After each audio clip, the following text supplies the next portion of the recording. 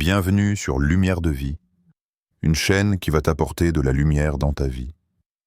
Aujourd'hui, j'aimerais te parler d'un message spirituel profond, un message qui ne s'adresse pas à tout le monde, mais qui parle directement à ceux et celles que Dieu a marqués, mis à part, préparés pour un rôle bien plus grand qu'ils ne l'imaginent. Si tu es ici, ce n'est pas un hasard.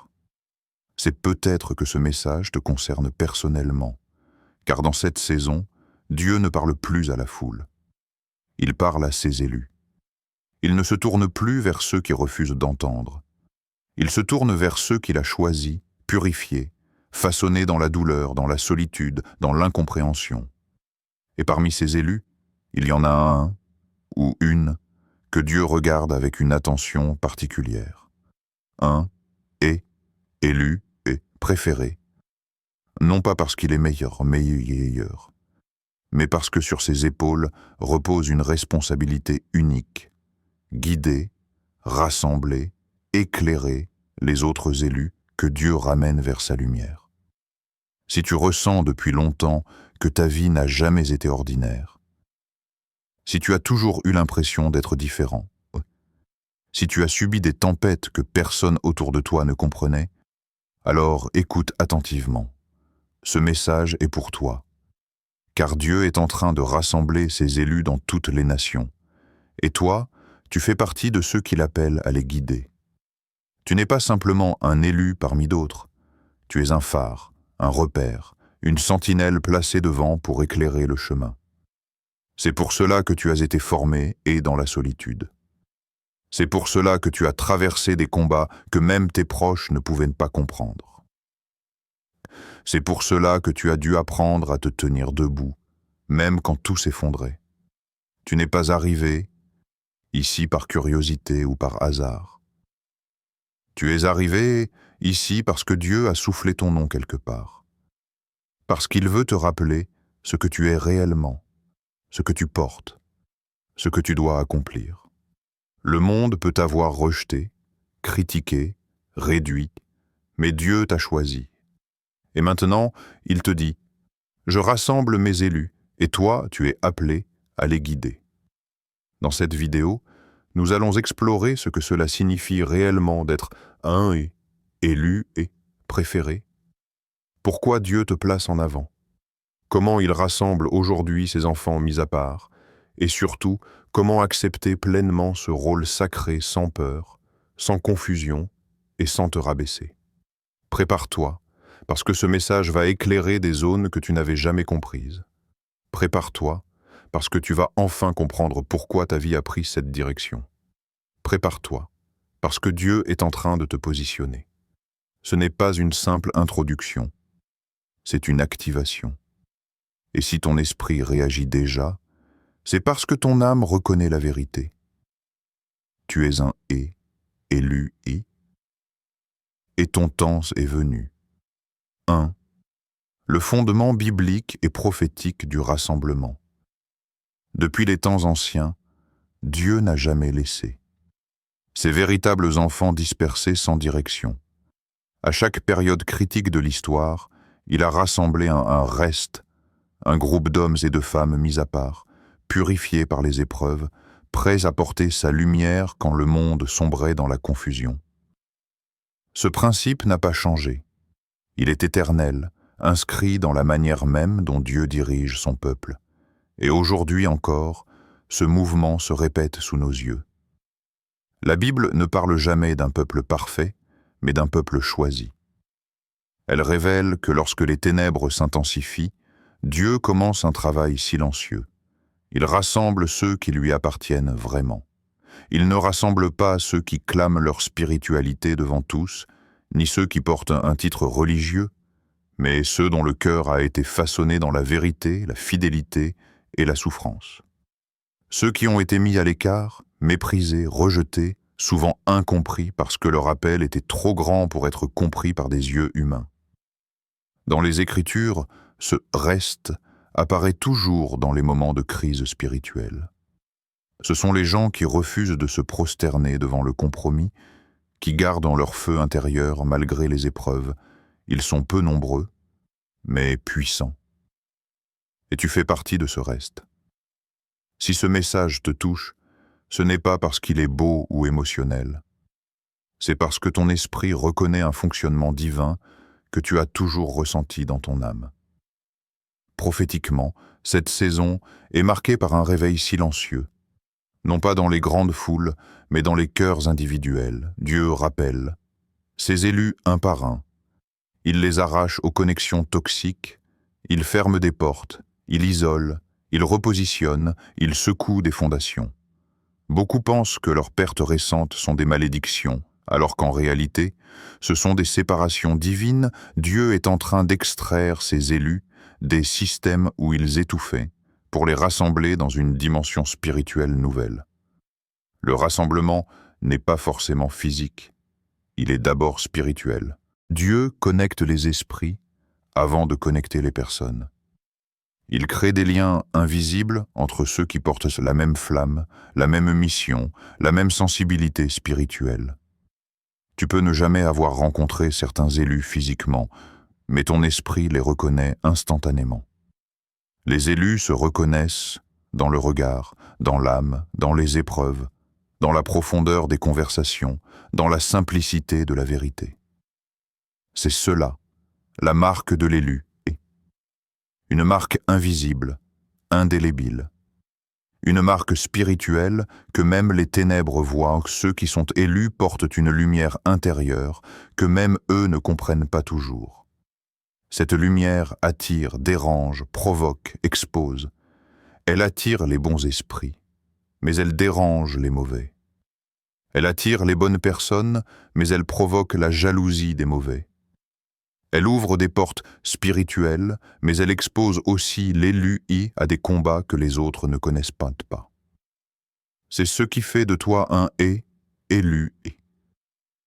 Tu n'as jamais pu vivre comme tout le monde, même en essayant. La prophétie concernant le rassemblement des élus a toujours été liée aux périodes d'effondrement moral, de confusion, d'instabilité et de combats invisibles. Et c'est précisément ce que vit le monde aujourd'hui. Ce que tu ressens dans ton cœur, cette sensation d'être appelé ailleurs, d'être séparé, d'être repositionné, n'est pas de l'imagination. C'est Dieu qui te retire de la masse pour te placer avec ceux qui lui appartiennent réellement. Il y a un principe spirituel essentiel. Dieu ne rassemble jamais son peuple avant de révéler l'identité de ses élus. Et en ce moment même, il révèle ton identité. Il dévoile ta vraie signature. Il confirme ce que tu as toujours pressenti sans pouvoir l'expliquer. Le rassemblement prophétique n'est pas seulement une action collective, c'est aussi un acte individuel. Dieu vient rechercher un élu, puis un deuxième, puis un troisième. Il les sort de leurs environnements obscurs, il les purifie, il les équipe et ensuite, il les connecte. Si tu sens que ces derniers temps, Dieu t'a isolé, t'a fait perdre des gens, t'a détaché de certaines relations, c'est parce qu'il est en train de te repositionner parmi ses élus. Et dans ce mouvement spirituel global, il y a toujours un guide. Un élu préféré celui ou celle qui a souffert plus que les autres, qui a persévéré quand les autres ont abandonné, qui a été taillé pour porter une responsabilité. Ce n'est pas un titre, ce n'est pas un privilège, c'est une mission. Dans les temps prophétiques actuels, Dieu rassemble ses élus pour une raison. Préparer, protéger, éclairer, fortifier. Et toi, tu ne fais pas seulement partie de ce peuple, tu es placé en avant de lui. Car Dieu a vu en toi une capacité que les autres n'ont pas. La capacité de guider sans écraser, d'instruire sans dominer, d'éclairer sans se glorifier. Le rassemblement a commencé. Les élus se réveillent. Et toi, tu prends ta place parmi eux. 2. Qui sont les élus? Lorsque l'on parle des élus, beaucoup imaginent un titre honorifique ou une identité prestigieuse. Mais être un élu n'a jamais été une décoration spirituelle. C'est une empreinte, une marque, un fardeau sacré, une vocation qui transforme toute une vie. Les élus, ce ne sont pas ceux qui parlent le plus, qui se donnent des airs de spiritualité ou qui affichent leur foi pour impressionner. Les élus, ce sont ceux que Dieu a choisis avant même qu'ils ne comprennent eux-mêmes qui ils étaient. 1. Les élus ont une sensibilité spirituelle anormale. L'élu ressent les choses avant les autres, sans explication, sans logique humaine. Son esprit capte des atmosphères, comprend des intentions, discerne des vérités que personne autour de lui ne voit. Dès l'enfance, beaucoup d'élus ont ressenti qu'ils savaient ou pressentaient des choses impossibles, comme si leur âme communiquait directement avec une source invisible. Cette sensibilité n'est pas une faiblesse. C'est une antenne spirituelle, une connexion directe au royaume de Dieu qui permet de percevoir les dangers, les opportunités, les mensonges et les manipulations. Là où les autres se laissent tromper, l'élu perçoit immédiatement le trouble d'eux. Les élus traversent des attaques plus intenses que les autres. On ne peut pas parler de l'élection sans parler des combats. L'élu n'est jamais laissé et tranquille par les forces opposées. Les attaques qu'il ou elle subit semblent souvent disproportionnées. Problèmes répétitifs, trahison soudaine, incompréhension profonde, solitude forcée, cycle de perte, crises émotionnelles, oppression spirituelle.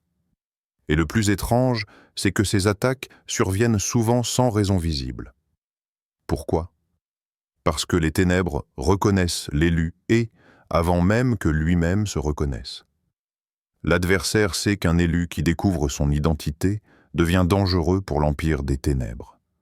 Alors il essaye de l'affaiblir, de l'isoler, de l'éteindre avant son réveil spirituel complet. Mais chaque attaque, chaque crise, chaque nuit sombre n'est en réalité qu'un affinement, un entraînement divin, une préparation pour un rôle supérieur, 3e. Les élus vivent une solitude qui n'est pas normale. Une des marques les plus évidentes de l'élu, c'est la solitude. Non pas une solitude choisie, mais une solitude imposée par Dieu. Les élus ne trouvent rarement leur place dans les groupes, dans les amitiés larges, dans les environnements bruyants. Ils se sentent souvent différents, parfois étrangers même au sein de leur propre famille. Cette solitude n'est pas une punition. C'est une protection, un cocon, une école spirituelle où Dieu parle dans le silence. Si l'élu n'avait pas été isolé, sa sensibilité aurait été écrasée, sa lumière étouffée, sa mission détournée. Dieu sépare toujours avant de consacrer. Il coupe avant de connecter. Il isole avant d'élever. 4. Le discernement, l'arme principale de l'élu. L'élu a un discernement aigu, parfois dérangeant pour les autres. Il ou elle voit au-delà des paroles, perçoit derrière les sourires, devine les intentions cachées. Cette capacité n'est pas le fruit d'une intelligence particulière, mais d'un esprit éveillé. C'est une lumière intérieure qui expose ce qui est vrai et ce qui est faux. Ce discernement n'est pas seulement pour se protéger, mais pour guider ceux qui n'ont pas cette perception. Un élu, sans discernement, serait vulnérable, manipulable, facilement égaré. Mais un élu avec discernement, devient un pilier, une référence, un repère. 5. Les élus portent une lumière qui dérange. La lumière de l'élu n'est pas visible physiquement, mais elle est perceptible spirituellement. Elle attire les bonnes personnes, mais elle attire aussi les jaloux, les manipulateurs, les imposteurs. Cette lumière expose les intentions des autres, ce qui crée souvent des réactions violentes, mauvaises ou incompréhensibles. C'est pourquoi beaucoup d'élus ont été victimes de jalousie, de rejet, de médisance, de trahison. Leur simple présence provoque un inconfort chez ceux qui vivent dans le mensonge.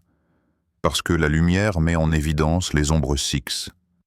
Différence entre un et élu authentique et un et autoproclamé. Dans le monde spirituel, il y a ceux que Dieu a choisis et ceux qui se déclarent eux-mêmes élus. L'élu authentique ne cherche jamais à porter un titre. Il ne clame pas sa grandeur. Il ne se met pas en avant pour être admiré. Au contraire, il doute, il questionne. Il avance avec humilité et prudence.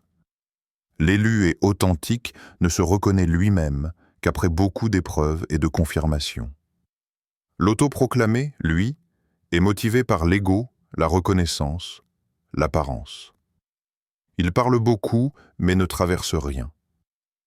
Il se donne un rôle, mais n'a jamais payé le prix spirituel pour l'obtenir. Là se fait toute la différence. L'élu et porte une onction. L'autoproclamé porte un discours. L'élu authentique est passé par le feu, la douleur, les pertes, les nuits de combat. L'autoproclamé, lui, évite les profondeurs, fuit les sacrifices et cherche l'applaudissement. 7. L'élu est un être choisi avant même de comprendre pourquoi l'élu est n'a jamais vraiment eu le choix d'être ce qu'il est. Son identité lui colle à la peau depuis l'enfance, les autres voyaient un enfant normal, mais Dieu voyait un futur guide, un futur protecteur, un futur pilier. Toutes les expériences, même les plus douloureuses, faisaient une partie d'une architecture divine destinée à révéler l'élu au moment parfait. Si tu t'es reconnu dans ces signes, alors comprends ceci. Tu n'es pas n'importe qui. Tu n'as jamais été comme les autres. Et tu ne le seras jamais. Tu fais partie de ce que Dieu rassemble et ton identité commence enfin à s'éclairer. 3. Pourquoi Dieu te choisit comme guide? Être un élu est déjà une responsabilité immense, mais être choisi et comme guide parmi les élus est une dimension encore plus élevée, plus exigeante et plus mystérieuse. Dieu ne confie jamais un tel rôle au hasard. Quand il place quelqu'un en avant, ce n'est pas parce que cette personne est meilleure, plus parfaite ou plus forte. C'est parce qu'elle a été façonnée d'une manière que les autres ne comprennent pas. C'est parce qu'elle porte en elle une combinaison rare de blessures, de lumière, d'endurance et de profondeur.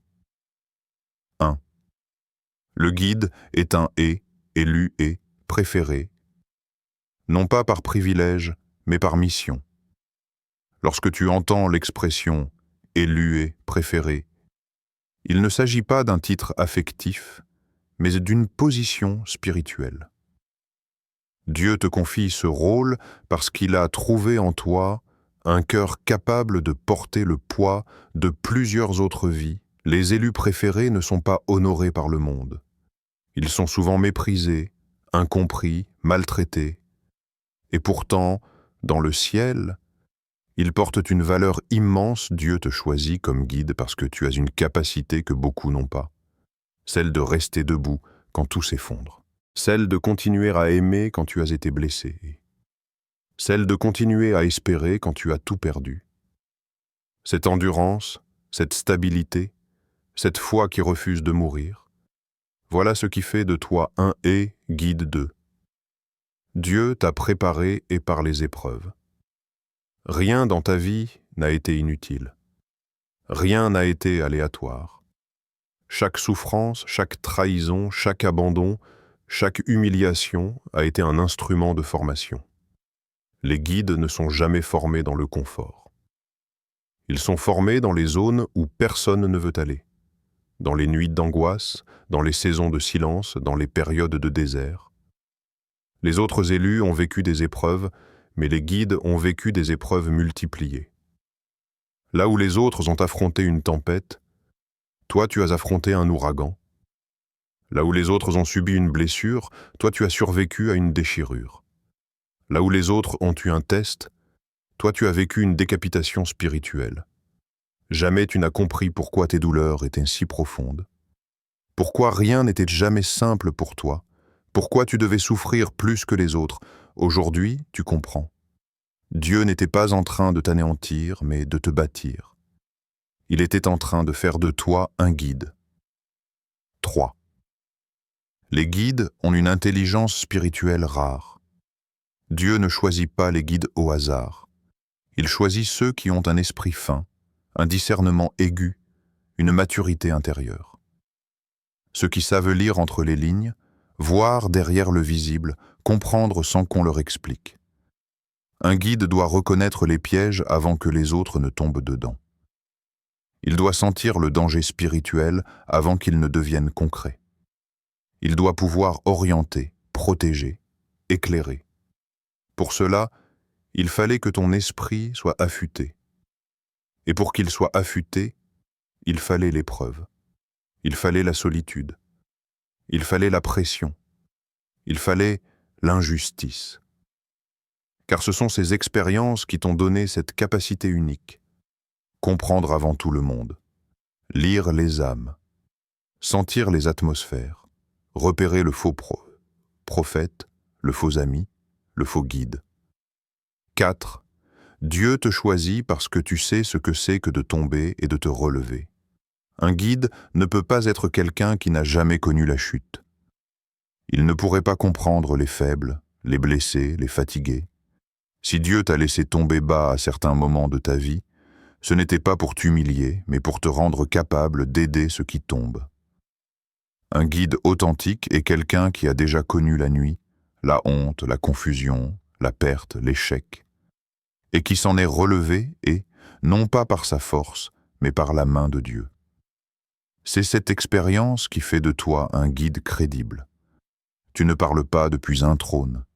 Tu parles depuis les cicatrices que tu portes. Tu ne diriges pas depuis la hauteur, mais depuis la profondeur. Tu comprends la douleur parce que tu l'as vécue. Tu comprends les élus blessés parce que tu en as été un. Tu peux guider parce que tu sais ce que c'est que de marcher dans l'obscurité. 5. Les signes du choix divin. Dieu choisit toujours le guide parmi ceux qui résistent, qui persévèrent, qui refusent d'abandonner, même quand tout s'y prête. Voici quelques signes clairs que tu es appelé à guider. Tu attires naturellement les gens en crise, même sans le vouloir. On vient te demander conseil sans que tu te présentes comme guide. Tu ressens le besoin d'aider, de protéger, d'éclairer. Tu as une maturité émotionnelle et spirituelle que les autres remarquent. Tu as traversé des épreuves qui auraient détruit d'autres personnes. Tu sens que tu es observé par Dieu, comme si ton âme était constamment évaluée. Tu ne peux pas vivre dans la médiocrité. Quelque chose en toi t'oblige à t'élever. Tu portes une autorité naturelle, même en silence. L'élu est préféré et n'est pas choisi par applaudissement, mais par reconnaissance divine. Dieu voit dans ton cœur ce que personne ne voit. Il voit ta loyauté quand personne ne te regarde. Il voit ta bonté quand personne ne l'apprécie. Il voit ta force quand tout te pousse à abandonner. C'est pour cela qu'il te choisit. 6. Dieu te confie ce rôle parce que tu n'abandonnes pas. Le guide n'est pas celui qui n'a jamais douté. C'est celui qui a douté 1000 fois, mais qui n'a jamais cessé de marcher. Dieu cherche des personnes capables de porter une charge lourde sans se briser. Toi, tu as vécu des tempêtes qui auraient détruit d'autres personnes. Mais tu as survécu. Tu es encore debout. Tu es encore là. Tu continues d'avancer malgré tout. C'est pour cela que tu deviens un pilier pour les autres élus. 7. L'élu est préféré, n'est pas exempté de combat. Il est équipé. Tu n'as pas moins de combats que les autres. Tu en as plus, mais tu as quelque chose que les autres n'ont pas. Une grâce spéciale, une protection particulière, une force intérieure qui se réveille dans les moments les plus sombres. Dieu te choisit comme guide parce qu'il sait que tu ne laisseras pas tomber les autres élus. Il sait que tu seras stable quand ils chancelleront. Il sait que tu as le cœur, l'esprit et l'âme pour guider une génération. Tu es choisi non pas parce que tu es parfait mais parce que tu es prêt à guider. prêt à porter, prêt à éclairer. Dieu t'a façonné pour cela, et maintenant, il te positionne. 4. Comment Dieu rassemble ses élus aujourd'hui? Le rassemblement des élus n'est jamais le fruit du hasard. Aujourd'hui encore, dans un monde en confusion, Dieu agit avec précision et stratégie. Il ne convoque pas ses enfants à travers les grandes foules ou les annonces spectaculaires. Non, il rassemble ses élus de manière subtile, discrète, souvent invisible aux yeux du monde, mais claire pour ceux qui ont des yeux spirituels pour voir. 1. Les connexions soudaines. As-tu déjà rencontré quelqu'un de manière inattendue et ressenti immédiatement que vous partagiez quelque chose de profond, une connexion spirituelle au-delà de la simple amitié ou des intérêts communs? Ces rencontres ne sont jamais accidentelles. Dieu orchestre chaque rencontre. Chaque personne que tu croises, chaque conversation que tu as qui touche ton âme est une pièce du puzzle divin. Les élus se reconnaissent intuitivement, car leur lumière intérieure résonne avec celle des autres. Ce que le monde appelle hasard ou coïncidence est en réalité une manifestation divine. 2. Les rencontres orchestrées. Parfois, les élus se retrouvent dans des circonstances qui semblent normales, banales même, mais qui changent leur trajectoire spirituelle. Une discussion inattendue, un appel, une rencontre dans un lieu que tu n'avais jamais fréquenté. Tout est soigneusement orchestré par Dieu. Il utilise le temps, l'espace et les situations pour rapprocher ses élus, les aligner et les préparer à leur mission collective. Ces rencontres servent à fortifier, à confirmer et parfois à tester la maturité spirituelle de chacun. 3. Les regroupements spirituels. Avant même que les élus se rencontrent physiquement, Dieu les rassemble spirituellement. Dans la prière, la méditation, les visions ou les révélations, il crée un lien invisible mais puissant entre ceux qui lui appartiennent. Ces regroupements invisibles sont souvent plus réels que les contacts physiques. Les élus peuvent ressentir une profonde familiarité ou une connexion instantanée avec des personnes qu'ils n'ont jamais vues. Ce lien spirituel sert de fondation solide à leur unité future, pour qu'ensemble ils accomplissent ce pourquoi ils ont été appelés. 4. Les réseaux d'élus. Dieu établit des réseaux invisibles, des groupes d'élus connectés par la foi, l'expérience et le discernement. Ces réseaux ne sont pas forcément organisés par les hommes, mais par le Saint-Esprit. Les élus sont ainsi capables de se soutenir mutuellement, de partager des stratégies spirituelles, d'élever les plus faibles et de collaborer dans des missions qui dépassent la compréhension humaine. Tu peux te sentir seul à certains moments, mais sache que même si tu ne vois pas ces réseaux, ils existent et tu en fais partie. 5. Ton rôle dans ce rassemblement, en tant qu'élu et préféré, ton rôle est stratégique. Dieu ne te place pas seulement pour recevoir ce rassemblement, mais pour le faciliter. Tu deviens un point de convergence, un phare qui attire les autres élus. Ta lumière, ta maturité et ton discernement servent de guide pour ceux qui sont encore perdus ou hésitants. Les gens viendront vers toi, même sans que tu le sollicites, et il est de ton devoir spirituel de les orienter vers la vérité, la foi et la persévérance. 6. La puissance des signaux spirituels. Dieu utilise souvent des signes subtils pour confirmer le rassemblement. Des impressions, des rêves, des intuitions fortes, des synchronicités répétitives. Ces signes sont des marqueurs spirituels. Ils te confirment que tu es sur la bonne voie, que la personne que tu rencontres est un élu, ou que l'événement qui se produit n'est pas fortuit. Apprends à écouter ces signaux. Ils sont la voix de Dieu dans le monde invisible, orchestrant le rassemblement et guidant chacun vers sa destinée. 7. Le moment exact du rassemblement. Dieu ne presse jamais le processus. Le rassemblement des élus se fait selon son calendrier parfait.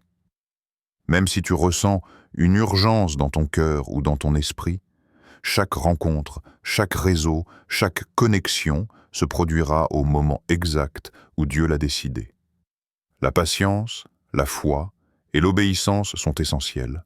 Comprends que tout est orchestré pour que le maximum d'impact spirituel se produise lorsque chacun des élus sera prêt.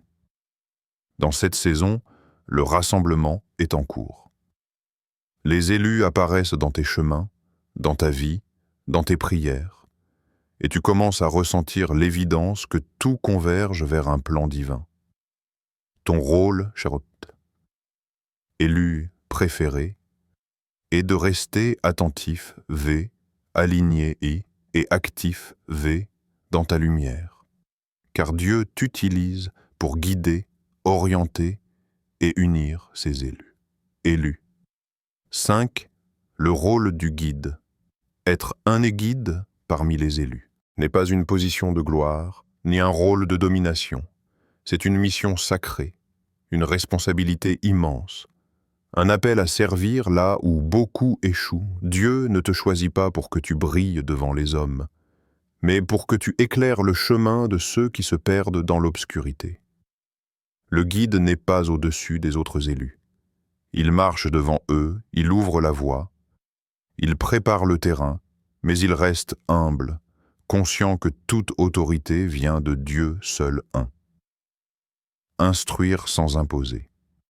Le guide est appelé à transmettre la vérité, à instruire ceux qui sont perdus, faibles ou inexpérimentés dans le chemin spirituel, mais cette instruction ne doit jamais devenir autoritaire.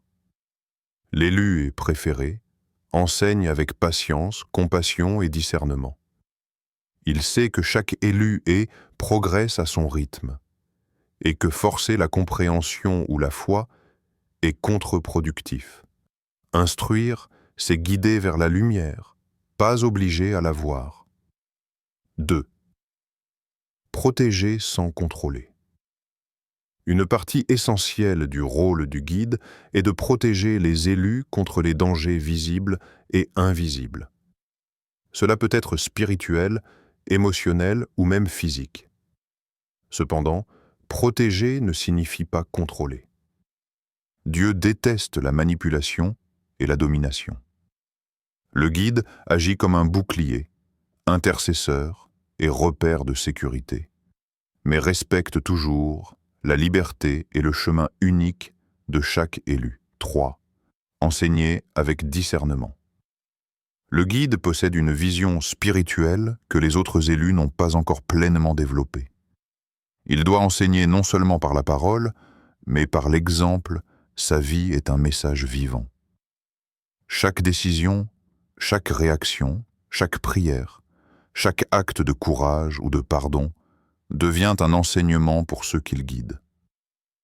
Le guide sait quand parler et quand se taire, quand corriger et quand encourager. La maîtrise du discernement est sa principale arme pour ne pas se tromper dans ses instructions. 4. Corriger sans écraser. Il y a une ligne très fine entre corriger et dominer.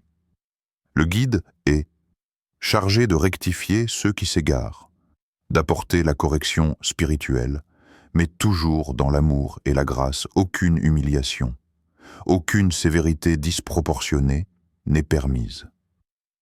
Les élus apprennent mieux dans un environnement de sécurité et de confiance, pas dans la peur. La correction du guide est une main tendue, non un poing qui frappe. 5. Rester humble malgré l'autorité spirituelle. L'humilité est le cœur même du rôle du guide. Il sait que tout pouvoir, toute influence, toute sagesse lui vient de Dieu seul. L'orgueil détruit même les élus les mieux préparés. Celui ou celle qui guide doit constamment se rappeler. Il n'est pas supérieur aux autres élus par son titre ou son rôle, mais par la responsabilité que Dieu lui confie. Cette humilité le protège des pièges de la jalousie, de la tentation de domination et du découragement 6. Être un modèle spirituel vivant. Chaque action du guide est observée, non seulement par ceux qu'il dirige, mais aussi par les forces spirituelles autour de lui. L'élu et préféré doit donc marcher dans la pureté, la discipline spirituelle et la fidélité. Ses prières, ses choix, sa manière d'agir et de parler deviennent une référence pour les autres. Le guide inspire non par la force, mais par la constance et la cohérence avec la volonté de Dieu. 7. Maintenir l'équilibre entre protection et liberté. Le guide est un leader sans oppression.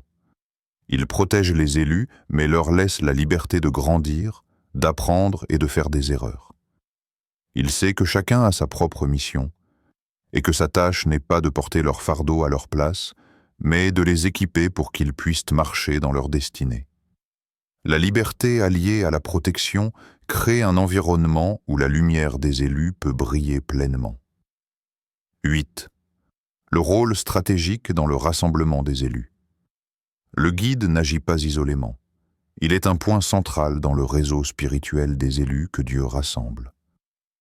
Son rôle est de connecter, de coordonner, d'intercéder et de soutenir. Il aide les autres élus à trouver leur place et à se positionner dans le plan divin. Sans le guide, le rassemblement serait désordonné. Avec lui, il devient une force cohérente et prophétique. Résumé. Le rôle du guide est complexe et sacré. Il exige d'instruire sans imposer, de protéger sans dominer, de corriger avec amour, de marcher dans l'humilité et d'être un modèle spirituel vivant. L'élu et préféré est le cœur du rassemblement divin. Celui qui assure que chaque élu trouve sa place, progresse dans sa mission et reste sous la lumière et la protection de Dieu au Six. Les attaques contre les guides. Être un et. Guide parmi les élus n'est pas un rôle facile. Plus tu es proche de la lumière divine, plus les ténèbres cherchent à te frapper. L'adversaire sait que celui ou celle qui guide les élus devient un repère, un phare, un obstacle à son influence. C'est pour cette raison que les guides sont particulièrement ciblés par des attaques multiples dans des dimensions spirituelles, émotionnelles et relationnelles. 1. Pourquoi les guides sont ciblés? Le guide est une menace pour les forces des ténèbres. Il ou elle est capable d'élever d'autres élus, de renforcer leur foi, de les protéger, de les orienter vers la vérité. Les ennemis spirituels comprennent instinctivement que si le guide tombe, le rassemblement des élus s'affaiblit. Alors, dès qu'un élu est identifié comme guide, il devient un objectif prioritaire. L'adversaire attaque pour décourager, isoler, intimider et semer la confusion dans son esprit. 2. Attaque mentale et émotionnelle. Le guide subit souvent des assauts dans son esprit. Doute, anxiété, peur, culpabilité, désespoir. Les ténèbres exploitent les blessures passées et les insécurités pour le distraire de sa mission. Le doute est une arme puissante. Il cherche à le faire renoncer avant même que sa lumière n'atteigne les autres. Ces attaques peuvent se manifester par des cauchemars, des pensées répétitives, des sentiments de solitude extrême ou même une impression de déconnexion avec Dieu.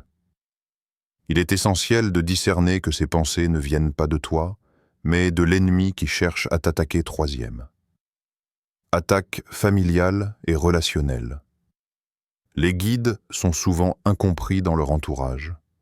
Les membres de la famille, les amis ou les proches peuvent devenir des instruments involontaires de l'adversaire, par critique, rejet, opposition ou sabotage. Les conflits récurrents, les malentendus et les trahisons peuvent viser à te détourner de ta mission. Dieu permet parfois ces situations pour t'affiner, mais l'adversaire en profite pour créer la confusion et l'amertume. La clé est de discerner ce qui vient de Dieu et ce qui vient de l'ennemi, et de rester aligné sur la mission divine. 4e. Attaque relationnelle dans le cercle des élus. Même parmi les élus, le guide peut faire face à des résistances, incompréhension, jalousie, rébellion, critique. Les ténèbres savent que semer le doute ou la discorde parmi les élus affaiblit le réseau. Parfois, les élus eux-mêmes ne reconnaissent pas la position du guide ou contestent son autorité spirituelle, créant des tensions. Ces situations ne sont pas toujours un signe de rejet divin, mais un test pour voir si le guide reste ferme dans sa mission malgré l'opposition cinquième. Comment discerner ces attaques? Le discernement est vital. Un guide doit apprendre à identifier ce qui vient de l'ennemi, pensées destructrices, conflits inexpliqués, tentations spirituelles, pressions injustes. Ce qui vient de Dieu, correction, test de foi, affinement de caractère. Ce qui vient des autres, critiques constructives ou erreurs humaines, qui ne doivent pas ébranler la mission. L'un des signes que tu es attaqué par les ténèbres est une sensation de pression disproportionnée, de peur soudaine ou de fatigue extrême dans le domaine spirituel, la prière, le discernement, la méditation sur la parole de Dieu et le soutien d'autres élus fidèles sont les armes pour déjouer ces attaques. Résumé. Les guides sont des cibles parce qu'ils représentent la lumière et l'ordre dans le rassemblement des élus. Les attaques sont mentales, familiales, relationnelles et même spirituelles. Discerner ces assauts est essentiel pour rester ferme, garder la mission divine et protéger le réseau d'élus que Dieu place autour de toi. L'élu et guide ne tombe pas, car sa lumière est protégée et son rôle divin demeure. 7. Guider sans s'épuiser. Être un et guide parmi les élus est un honneur, mais c'est aussi une charge lourde. Il est facile pour un guide de s'épuiser en voulant tout faire, tout sauver, tout contrôler. Mais Dieu ne t'appelle pas à t'anéantir pour le bien des autres. Il t'appelle à marcher en équilibre, en alignement avec lui, afin que ta lumière reste intacte et que ta mission perdure. 1. Maintenir un alignement spirituel. Le guide ne peut pas être efficace s'il n'est pas d'abord connecté à Dieu. L'alignement spirituel se traduit par la prière régulière, l'étude des Écritures et l'obéissance à la voix divine. Plus tu t'alignes avec Dieu, plus tu reçois la force, la sagesse et la protection nécessaires pour guider les autres sans te briser. L'élu qui guide doit nourrir son âme avant de nourrir celle des autres. 2. Fixer des limites claires. Savoir dire non est une force, pas une faiblesse. Il est vital de poser des limites spirituelles, émotionnelles et relationnelles. Un guide surchargé perd sa clairvoyance, sa patience et sa puissance spirituelle. En définissant clairement ce que tu peux offrir et ce que tu ne peux pas gérer, tu protèges ton énergie et tu préserves ton efficacité. 3. Adopter de bonnes pratiques. Repos et solitude. Prends des moments pour te retirer, méditer et te ressourcer. Même Jésus se retirait pour prier. Pratiques spirituelles quotidiennes. Intercession, louange, méditation, étude biblique, renforcement de l'esprit. Partage de charges. Tu n'as pas à porter tout le monde seul. Dieu place autour de toi d'autres élus qui peuvent soutenir et partager le fardeau. Ces pratiques te permettent de garder ton corps et ton esprit en forme pour accomplir ta mission sans t'effondrer. 4. Gestion de l'énergie spirituelle. L'énergie du guide ne se mesure pas seulement physiquement, mais spirituellement.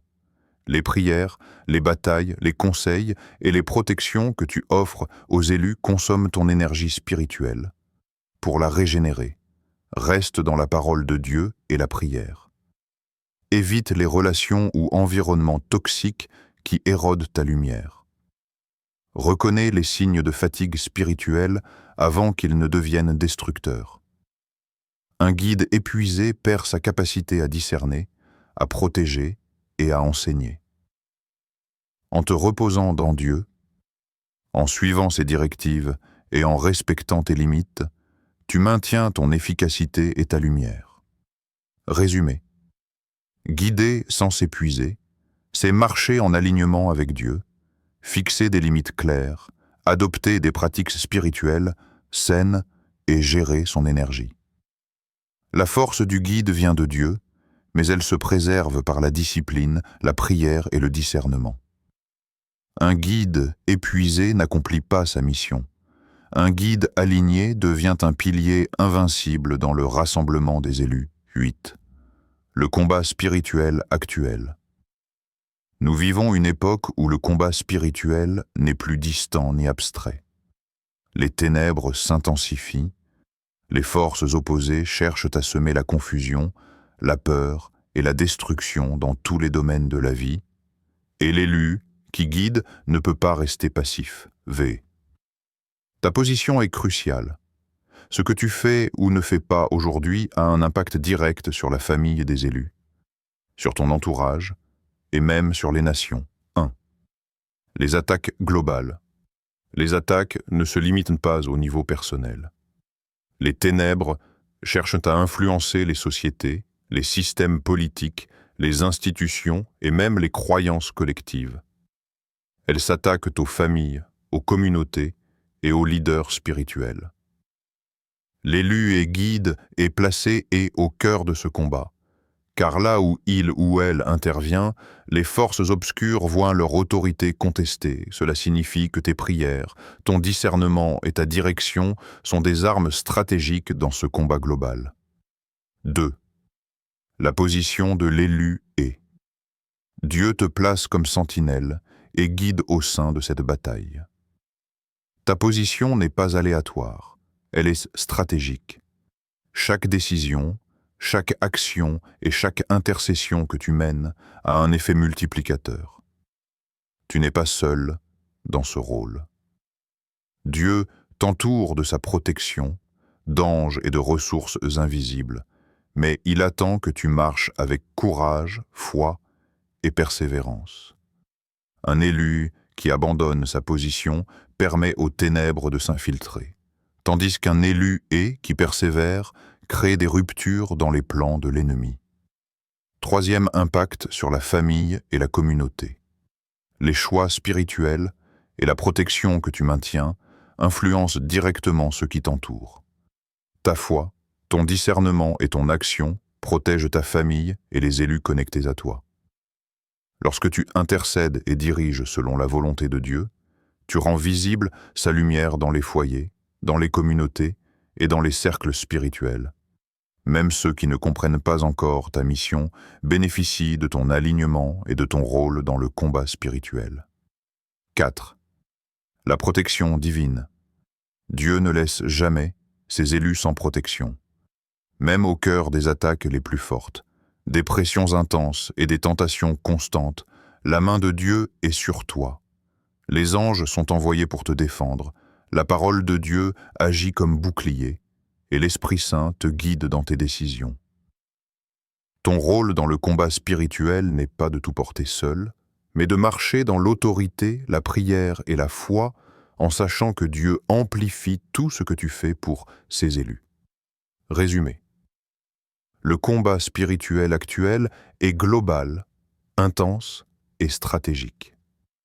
L'élu et guide occupe une position centrale, protégeant sa famille et influençant la communauté et les nations. Les attaques sont réelles, mais la protection divine est plus puissante. Marcher dans la foi, le discernement et la persévérance transforment chaque difficulté en victoire spirituelle pour toi et pour ceux que tu guides. 9. Prophétie finale. Dieu te positionne élu. Écoute bien ces paroles. Dieu ne t'a pas placé ici par hasard. Chaque épreuve, chaque nuit sombre, chaque solitude, chaque perte, tout cela a été orchestré par lui pour te préparer à ce moment précis. Aujourd'hui, la prophétie se révèle. Tu es positionné par Dieu pour être un guide, un repère et une lumière pour ses élus. Le temps de l'incertitude est terminé. Le temps de la révélation commence. 1. Confirmation de ton appel. Ce message vient comme une confirmation divine. Tu n'as jamais été un élu ordinaire. Tu as été préparé et pour diriger, pour protéger et pour instruire ce que Dieu rassemble. Les signes de ta vie, tes victoires dans les batailles invisibles, ta capacité à rester ferme malgré les attaques, ton discernement spirituel et la lumière que tu portes malgré tout sont les preuves tangibles que Dieu te reconnaît et te positionne maintenant. 2. Élévation spirituelle et préparation. Dieu élève ton esprit, ton âme et ton cœur. Les épreuves que tu as traversées ne t'ont pas détruit, elles t'ont affiné. Elles t'ont rendu capable de guider avec sagesse et amour. L'élu et préféré ne marche pas seulement pour lui-même. Il ou elle marche pour tout un réseau d'élus. Et Dieu t'a donné la capacité de marcher avec autorité spirituelle, avec humilité et avec discernement, même face aux attaques les plus intenses. 3. Encouragement final. Ne doute jamais de ta valeur, de ton rôle ou de ta mission. Les ténèbres peuvent essayer de te décourager, de t'isoler ou de t'épuiser, mais elles ne peuvent jamais éteindre la lumière que Dieu a placée en toi.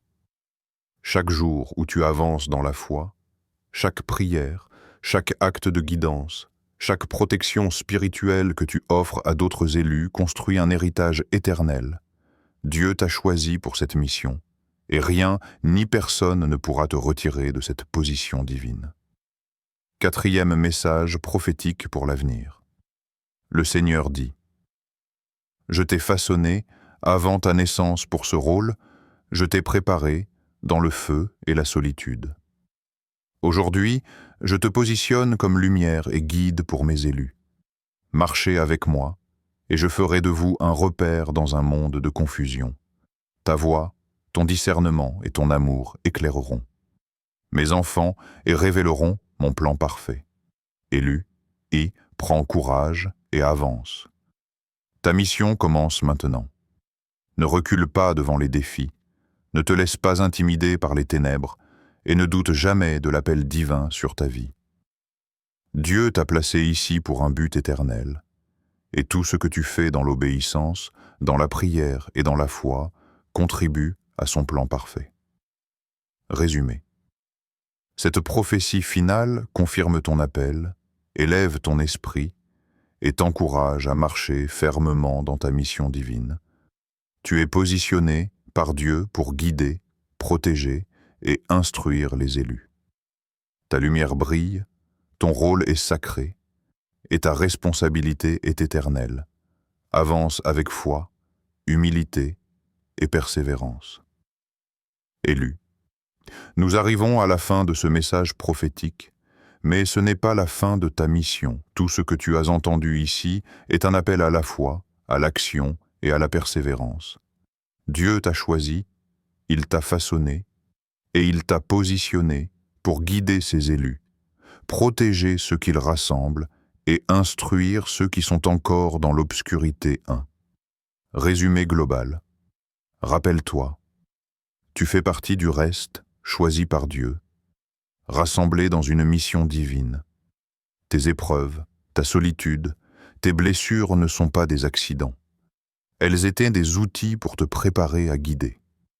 Les élus authentiques se reconnaissent, et toi, tu es appelé à les connecter, à les protéger et à les éclairer.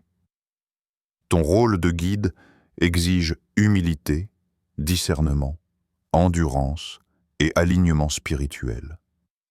Les attaques, visibles et invisibles, sont réelles, mais la protection divine est plus grande. Tout ce parcours prophétique montre que tu n'es pas seul, Dieu marche à tes côtés et te fournit toutes les armes spirituelles nécessaires pour accomplir ta mission. 2. Appel à la foi. Ne doute jamais de ton appel, ne te compare jamais aux autres. Ta mission est unique, ton rôle est sacré et ta lumière est invincible. La foi n'est pas seulement de croire que Dieu existe, mais de croire qu'il t'a choisi spécifiquement pour ce rôle et qu'il te soutiendra jusqu'au bout. Avance avec courage, persévérance et humilité, sachant que chaque pas que tu fais dans la vérité divine élargit ton influence spirituelle et protège les autres élus. Troisième prière de protection et d'activation. Prions, Seigneur Tout-Puissant, je proclame que ton élu marche sous ta protection divine. Entoure-le, là de tes anges, renforce son esprit, illumine son cœur et affermis sa foi, déjoue toutes les attaques des ténèbres contre lui. Elle protège sa famille, ses relations et sa mission. Seigneur, active son discernement, donne-lui la sagesse de guider avec humilité, la force de persévérer malgré les épreuves et l'autorité spirituelle pour éclairer tes élus. Que la lumière qui brille en lui, elle ne s'éteigne jamais, et que chaque action elle entreprend soit en accord avec ton plan parfait au nom de Jésus-Christ. Amen. Quatrième encouragement final. Élu, marche avec assurance. Dieu t'a choisi et, avant même ta naissance, il t'a façonné et, par les épreuves, et t'a positionné et, pour une mission éternelle. Ton rôle est crucial dans le rassemblement des élus et dans le combat spirituel actuel. Que ta foi, ton amour et ton discernement illuminent le chemin de ceux que tu guides, avance sans peur, car tu es protégé, béni et activé par le Créateur lui-même.